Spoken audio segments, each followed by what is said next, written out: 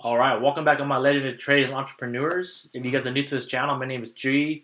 What I'm doing in this channel is showing you guys my journey from $0 in profit all the way to 100K in profit, and hopefully I'll be able to do it by the end of 2021. But if you guys are new to this channel, hit that subscribe, hit that like, and comment down below if you guys have any questions. Today's video, I'll be showing you guys my GBPAUD trade that I made about $200 on last week, and I'll break it down to you guys why I entered, support, resistance, stop loss, and so forth, okay? So let's go straight to the charts. So every trade I take, I also have a MYFXBOOK, so you guys can go check out. It's a verified trade. It's a real account. See my deposits, my withdrawals.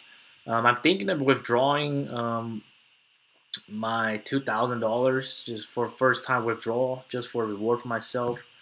But we'll see. Maybe by next week, I might withdraw it. But anyways, with GA right here, you guys see I have $200 in profit from this one trade here. And I'll show you guys exactly what I saw when I entered. So I already marked it all up. The white line is my entry. The green line is my take profit.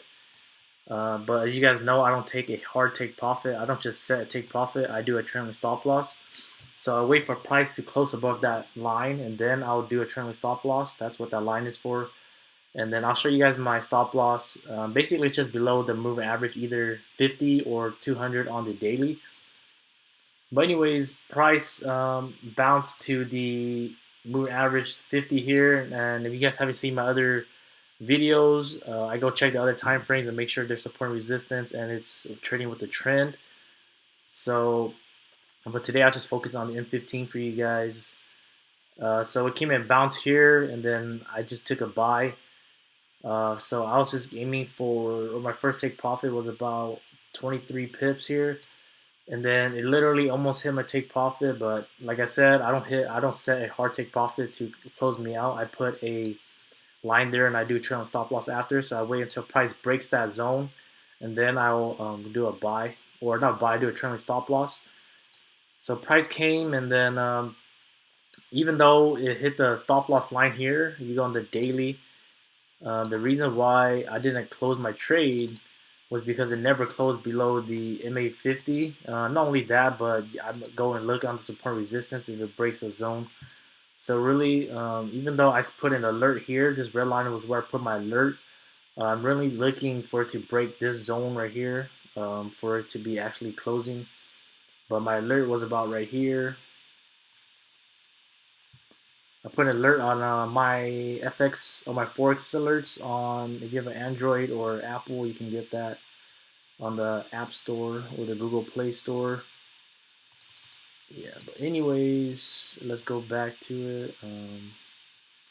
Yeah, so it went drawdown pretty long. It went for about 4 days, but I just left in my account, have enough money in my account to withdraw the drawdowns. A lot of people wonder why don't I use a 1-to-1 or 1-to-2 risk reward ratio. In the past, I did that and I always get stopped out. And I went back to review my trades, and I see that if I just kept it in and have a further stop loss, I'll actually be in positive R's, meaning I'll be in positive on my trading account. So price came, and then so you can see here I set an alert on here as well. So when price hit it, I was probably, sometimes I'm asleep, sometimes I'm up during the day, and then it went. Price, I wait for a strong candle to close. So for example, this is a weak candle, this is dojis, these are weak candles, and this strong candle, right when that strong candle closes, I put a stop loss under the M15 here, trailing stop loss under the M15.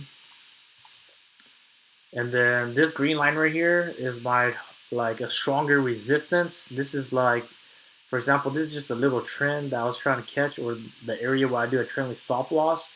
But my hard take profit or strong resistance was right here.